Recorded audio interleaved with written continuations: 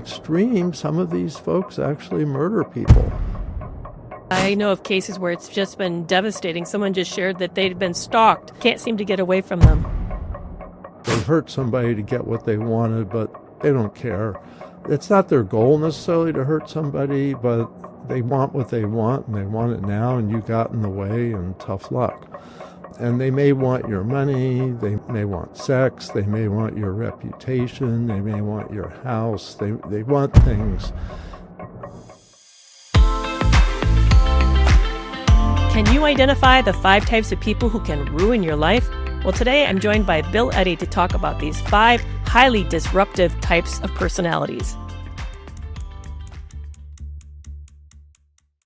Thank you so much, Bill Eddy, for being on with me again. That last interview that we had about a year ago was really provocative.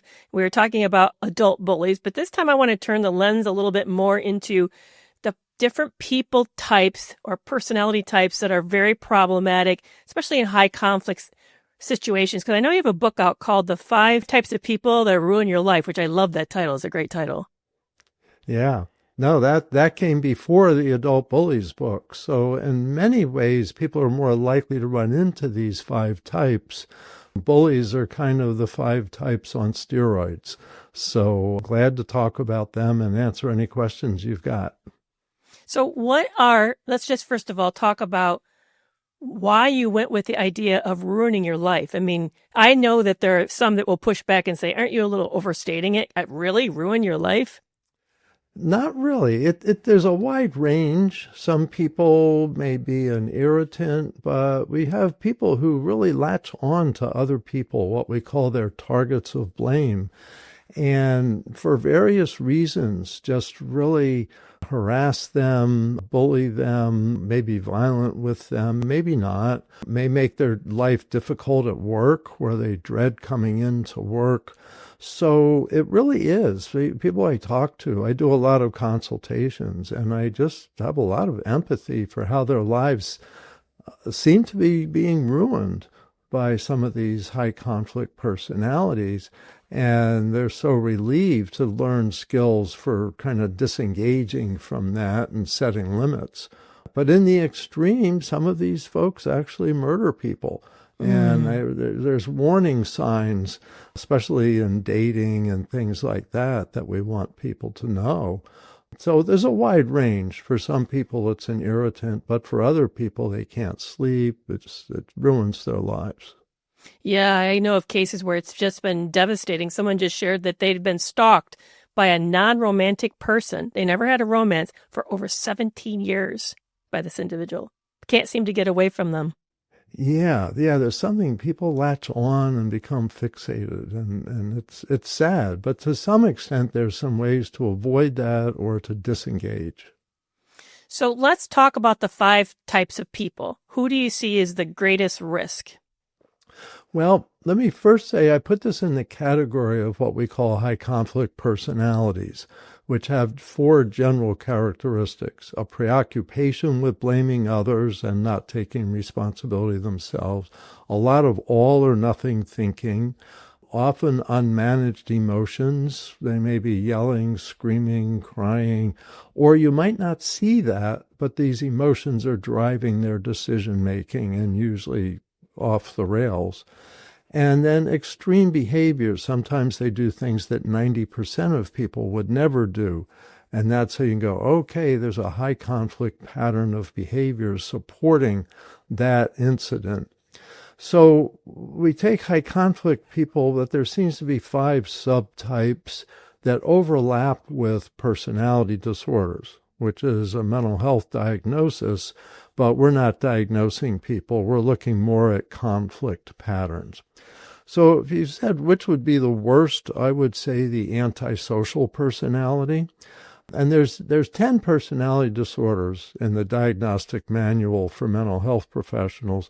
Only 5 of them seem to have these traits of high conflict behavior. And not everybody with these 5 is a high conflict person. But let's start with antisocial personality disorder. This is probably 40% of the prison population. People who lie a lot, manipulate, con, deceive, can be very aggressive, risk-taking, and have a real lack of remorse. Like they hurt somebody to get what they wanted, but they don't care. It's not their goal necessarily to hurt somebody, but they want what they want, and they want it now, and you got in the way, and tough luck. And they may want your money, they may want sex, they may want your reputation, they may want your house, they want things. And there's a wide range with all of these. And the worst extremes, and I mention in the book, the 5 Types book, is of course murder, that there are people, the Ted Bundys, and then there's the con artists in the business world, the Bernie Madoffs and people like that. So I would say that's the worst of the 5, the antisocial, high conflict people. Yeah, the hard part about that group is that they can appear so ordinary. I was thinking of Dr. Cleckley's book, The Mask of Sanity, how they take us in. They are very good at fooling us. Right. And that's the deception is one of the key characteristics. And you're absolutely right. They can be the most charming people in the world, the most persuasive people, and they can spin whole tales that have no substance in truth, but they make you want to help them. They make you want to give them money. There's something I call playing the victim, where they say, oh, I've been so victimized, please help me out. And they can con professionals. So I'm a lawyer and a therapist, and I have many stories of lawyers and therapists being conned by antisocial, high conflict people. So definitely that's the worst. Yeah, what's very disturbing to me, and I think we severely underestimate, is this type of individual's ability to actually work our psyche, to work the system. They understand our vulnerabilities and they play very well towards those, at least if they're smart enough.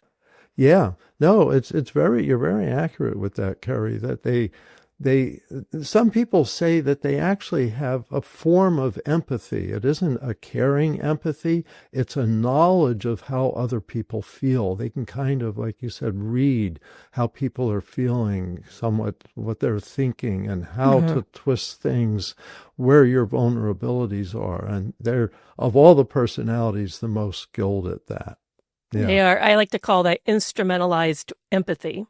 Yes, it's purposeful, not caring. Yeah, exactly. It's an instrument, a tool. It is. So that's your first dangerous type or that will ruin your life. What's the second type? Yeah. Now, it's hard to rate the rest as more or less dangerous because it depends on how severe they are. There's a wide range. But I think we always should talk about narcissistic personality. And narcissistic high conflict people are self-absorbed, but they also can be, they see themselves as superior.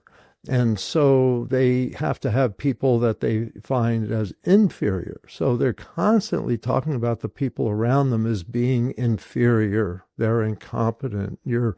Whether it's a spouse, you're a terrible parent, you don't know what you're doing, you're a mess, you don't clean house well, all these things. In the workplace, that you'll never amount to anything, and you're not getting a promotion from me, and all of that kind of stuff. So they're preoccupied with being seen as inferior. They also have a lack of empathy. They really are kind of on the road to discarding people and collecting other more important people to make them look important. And so we often hear that kind of language from them, and behavior. They're willing to step on people. They feel entitled that they should get special treatment, they should be admired, that they really want your admiration, even after they criticize you and maybe publicly humiliate you. So narcissistic high conflict people can be mean and cruel in their tongue and what they say. And that's something, people say everybody's a narcissist today, but it doesn't mean just self-centered. It means, mean and trying to prove they're superior by putting other people down. There was I'm trying to remember where I saw it, fascinating study. I think it came out of, Nature was writing on it, was compared the brain imaging of a narcissist to the brain imaging of a person who is not narcissistic. And one of the things they noted was this excessive mentation. I thought that was a fascinating idea. And I think we don't really understand exactly what that means, and which is what partly gets experienced as the objectification of other people, because the only person that exists in their world, literally in their mind, is themselves. Everything is being run through this grid of, what does it mean for me? What's the advantage for me? How is this person going to benefit me? And where most of us, we kind of probably consider things from multiple angles at the same time. How is their experiencing? What will they think? How will this work for me? But they don't, which results in us feeling like we're just an implement to them in their life. In many ways, that's how they operate. And they really think that way. They're really absorbed in their own thinking, and they believe they're superior. And so whatever they think must be superior to what other people believe, think, etc. And what's interesting, like in healthcare and medicine, is they think they know more than the research. And that research is no good. Those researchers are idiots. They're they don't know what they're talking about, they'll say. University of whatever, and they don't know what they're doing. And with that, they just sweep that away and say, I know more. And they really believe it. So it's a difficult personality to be around, because they're always having to put other people down. If you're around them, you feel this disdain for you, this disrespect. And it's hard, especially when people live with someone like that. Yeah, I was just interviewing another psychologist out of California, Dr. Jalali, who talks about identity confusion, how there's actually in the partner or the family member of this individual, they create this sort of almost this crisis in one's identity because of the degree they project these qualities into other people and overwrite your own self. Right. Well, the thing that always fascinated me when I became a therapist and was originally learning about the personality disorders is that narcissistic personality develops a false self, and that this is a real theme for narcissists, is they try to convince themselves that they're a superior person.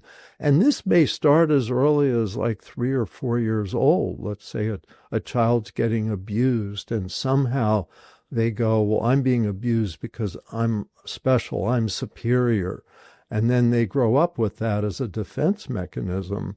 But when things don't go well that show they're not superior, they're just kind of like everybody else, which we all are. Yeah. Then they get very angry because their false self is getting, there's cracks in the false self. So they keep trying to put it back together and argue, no, I really am superior. So in some ways, it's a self-esteem dysregulation, that they their self-esteem, they're constantly pumping it up because they really don't have it.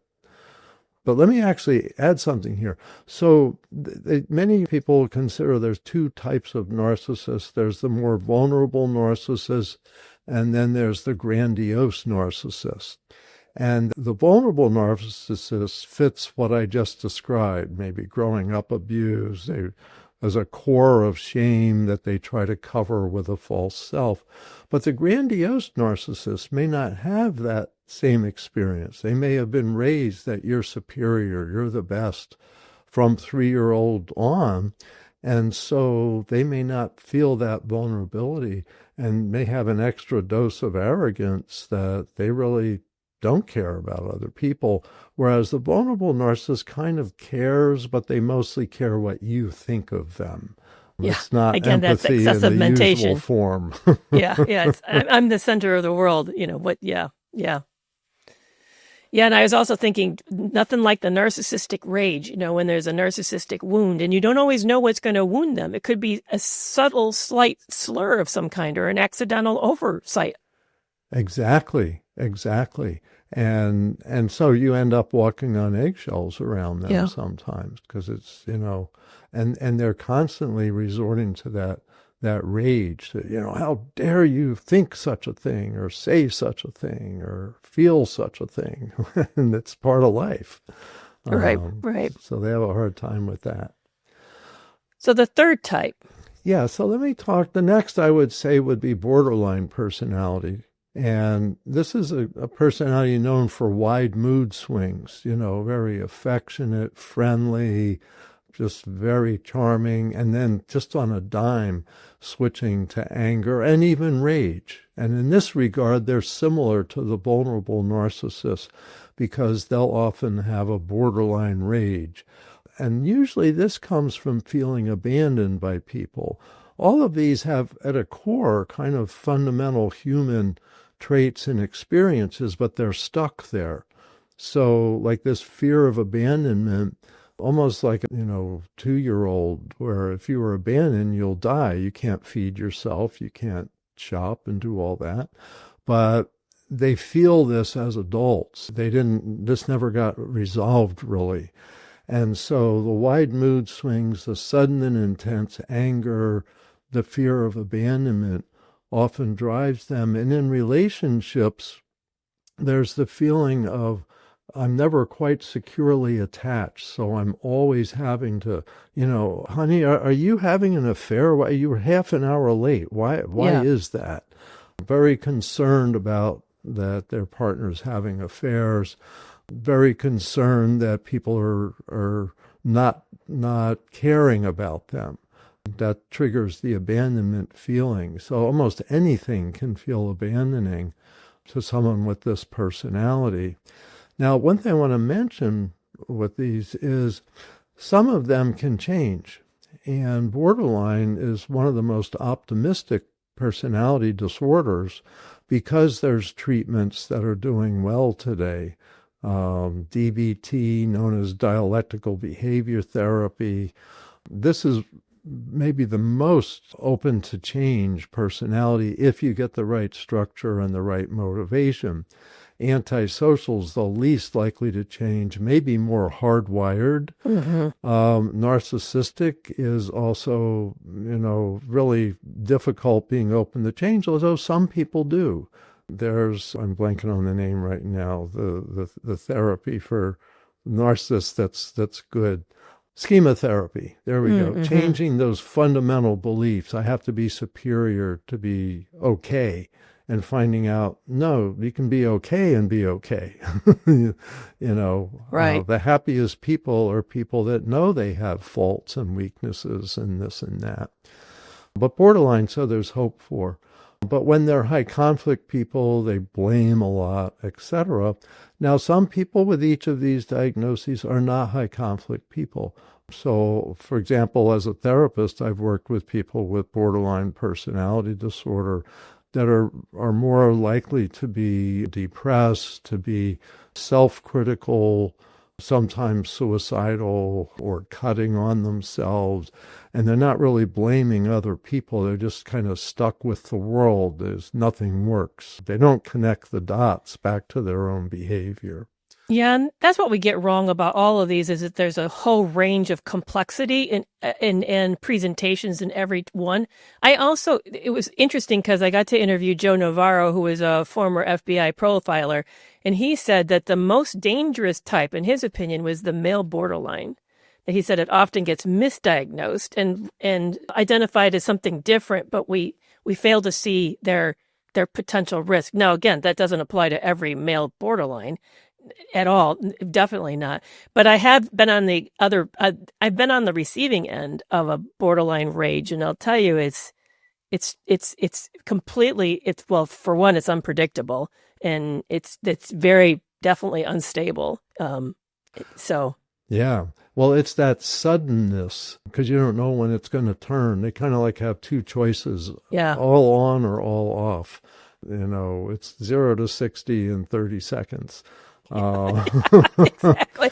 Yeah. But I think, and each of these, there's a certain percent of people in prison who, with this personality, because in a rage, they killed somebody. Yeah. Maybe a romantic partner, maybe a friend, maybe a business partner, or something like that. Whereas, say, antisocial personality, when they're violent, could be anywhere, bar fights, street fights, fights at work. That fighting is more of a characteristic of them than all the others. But with borderline, where you get it gets physical is usually in family relationships where they feel abandoned, they feel enraged by that. Yeah, and then usually they repent and remorse, and often to the point that they hate themselves for the rest of their life. You know, they swing in the opposite direction of acting out to then wanting to destroy themselves for their acting out. What's interesting, you said they do have remorse, and that's in contrast to the antisocials and having remorse is part of why you're able to work with them. Yeah. And a friend of mine runs men's group treatment for batterers, for domestic violence perpetrators, 52-week programs. They meet an hour and a half every week. And over the course of a year, he says, 70% we see some good progress with, becoming less impulsive, more empathetic, more able to manage themselves. And I think part of it is because they do have this remorse. They do care. And that gives an opportunity to work with them more than like narcissists and antisocials. But the research says that antisocial and borderline are predictive of violence. So not everybody with those personalities is violent, but more than the average. Yeah, that's good to know. That's really good to know. So then the fourth type is? Well, I would say the fourth type here is the paranoid personality. And when they're high conflict people, they blame other people for really their own difficulties. So say someone at work isn't progressing in their career and they just blame it on the other people. They say, other people are out to get me. They're undermining me. They're sabotaging me. In the workplace, they may say there's conspiracies against me. That whole team over there just hates me for some reason and I can't get ahead and it's all their fault. And that's where you get some behavior. We're talking about violence. Occasionally, they're not as violent, but sometimes based on that kind of thinking. So what happens, though, in general, is that they're just suspicious of people. They may be controlling in relationships because they're always afraid, where were you? What were you doing? You talk about stalking. This personality, like, I need to know what's going on. I'm going to find out. So they may be stalking. Some borderlines do stalking, especially after a breakup. But that's another behavior that, to some extent, can ruin people's lives, knowing they're being stalked. This personality mixed in terms of therapy, ability to change. So I've heard a couple therapists say they've had some success, but it takes a long time to build a trusting relationship. Exactly. Yeah, because I see this personality type more on the edge of psychosis. There's more risk for delusional content there. Sometimes, that belief in conspiracies, belief people are out to get them. What's interesting, I remember speaking at a police conference, and I said, what kind of complaints do you get from the community? And they said, well, let me give you a couple examples. One person said, your police helicopters hover over my house more than everybody else. Why, call them off, stop having them bothering me. And then they said another complaint was, your police department is sending low-frequency radio waves through my TV, telling me to act badly. Please stop that. And I like to compare these. So that's clearly psychotic thinking. TVs don't do that. But it could be true that the helicopters are more over the person's house. And to me, that's more paranoid personality. They're exaggerating, probably not true, but they're interpreting it as true. And it could be. So it's like, could it be true? It probably isn't, but could it be versus it absolutely can't. Yeah, I'll never forget when I was an intern back in the day working at a psychiatric hospital with quite an ill population, that one of the young men that we had hospitalized for schizophrenia, actually. So it was a paranoid schizophrenia. And he responded very well to the medication, except for there was one delusion that persisted, and that was somebody was out to kill him. And I remember the psychiatrist saying, we're going to have to release him. He's been in as long as we can keep him. It just seems like this is, a very difficult symptom we can't seem to treat. So we discharged him. 2 weeks later in the newspaper, we didn't know this, the guy was running drugs for a gang, and he apparently had done something wrong, and there was a hit out on him. Wow. He had been truthful, but you're right. It's like, that's probably not true, but in this young man's case, it was actually true. Could be. Yeah. Which makes it really tricky with this personality type, is to know, because they see you as part of the enemy so rapidly. I mean, they're looking for evidence of you being part of whatever it is that they believe is happening. Yeah. And it's tricky, because in some cases, you think heightened fear, sometimes that's useful. If you're in a war zone, the paranoid people may be actually helpful. Yeah. There's troops across over the hill. We've got to run. And every once in a while they might be right. Yeah, exactly. So that's type number 4. What's type number 5? I've been able to guess them so far, so I'm really curious where you're going to go with type number 5. I would say the histrionic personality. And I've seen these in court cases and in the news and such. And histrionic personalities are very dramatic, very exaggerated. But they're very emotional, and those emotions hook other people and get people to believe things. So they may actually ruin somebody's reputation based on nothing, but they're so dramatic. They feel that other people are not out to get them so much as just difficult. They see people as difficult, and interactions. I think of this personality as like a pincushion. Interactions with other people, just everything hurts. It's like, oh no. And it's an overreaction, very dramatic. Yeah. Kind of think of Hollywood, that, they're performing in a way. You almost think that, but it isn't a performance. They feel it. It's real. And they really misjudge relationships. That's one of the things that stands out. They think that people they have more of a relationship with people than they might. And they can be dramatic about things they see in the news and say, oh, well, that happened to me once. Well, not at all, but they exaggerate. I think of them as high conflict people when they really blame other people, like get in the court system, make false allegations, and exaggerate things. They can make things quite difficult. Now, a lot of my background was with people in divorce. And all these 5 personalities could be very high conflict in court cases, but also doing a lot of work with the workplace that we see each of these personalities. And the histrionic personality, in many ways, the biggest problem is they're very distracting.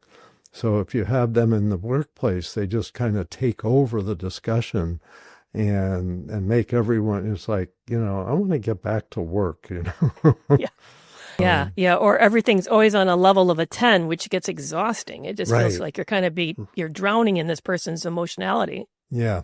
So I just want to emphasize with these 5, there's a wide range. Some are more difficult than others.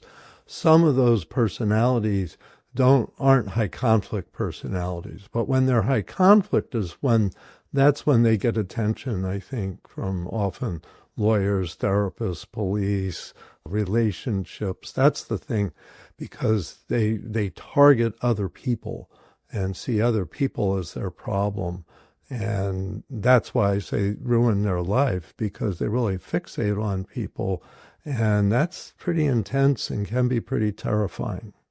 Do you think there's a particular characteristic that makes them high conflict? I mean, thinking, for example, the Big 5 personality inventory with antagonism. Obviously, they would score high on antagonism, but do you think there are other facets that just make them challenging by nature?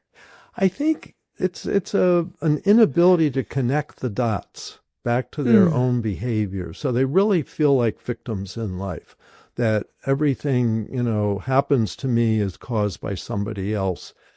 And in my mind, it's like a brain issue. Like there's almost like a wire missing that says, yeah, sometimes I'm part of the problem and I can change and make my life better. They seem to be missing that connection. And so they're preoccupied with blaming others because they do want to feel better, but they can't see that there's something they can do, so they're trying to persuade other people. And that's where you get into some of the high conflict. It's all your fault. And so please stop doing what you're doing. And yet that person isn't doing something to make their life miserable. Like the paranoid person says, you're blocking my career. No one's blocking your career. You could do things to advance yourself if you'd focus on self-improvement instead of blame. That's, I think, and part of this, and it's sad, I think, is that the high conflict people don't seem to go through the grieving and healing process. You know, the 5 stages: denial, anger, bargaining, depression, and then acceptance. They get stuck at anger and don't go through that whole process. So they're constantly upset without resolution. And I think part of their blame is trying to get through to kind of grieve and heal things, but they don't have the mechanism for it. So in my mind, there's some kind of brain structures missing that someday will get figured out, and then these folks can be a lot happier. Because it almost kind of leads me into my next question of wondering with you whether or not there's something you could do or say to make this better. And I'm kind of hearing you say no, unfortunately, with most of them, not really. Well, I think, and this is a lot of what we do with High Conflict Institute, is teach skills that will help the people around a high conflict person, but also teach a high conflict person skills to help them manage their emotions, to help them have more flexible thinking, to have more moderate behavior, and to check themselves. And like our email method, our BIFF, brief, informative, friendly, and firm email method, teaches a little bit of self-reflection. And so I believe that with skills, you can kind of soften some of this. But it takes self-reflection, and that's such a introspection is such a complicated skill. It's right. So many nuances. Yeah. But it leads to efforts to change. Yeah. And that's the problem, is even though they're a big part of the problem, they don't make efforts to change, and they just blame, and that keeps them stuck and unhappy and often friendless. Yeah, true. Very true. So what I want to do is jump over to the podcast extra, because we really missed a big piece here just talking about these personalities. And I'd love to, in a short, interview, discuss what to do if you recognize you're relating to somebody who fits one of these types. But how can people contact you? Because I hear that all the time. People, get into high conflict situations and really get desperate for help. But so what kind of services do you guys offer? How can people find you and reach you? Well, they can come to our website, highconflictinstitute.com. I do a lot of consultations. They can sign up on the website for consultation. We also do a lot of education. So we have books, we have video lessons, we have free articles, all of that. And I should mention that we're starting another website that will be specifically for individuals, so that highconflictinstitute.com will emphasize professionals, and this other one will emphasize individuals. And people can come to highconflictinstitute.com, scroll down on the homepage, and sign up for our newsletter to hear about this new website we're setting up. That's exciting. I'll keep people wondering. But we have a lot of educational resources. We also have coaching for workplace difficulties, also coaching for divorce difficulties. So a lot of resources.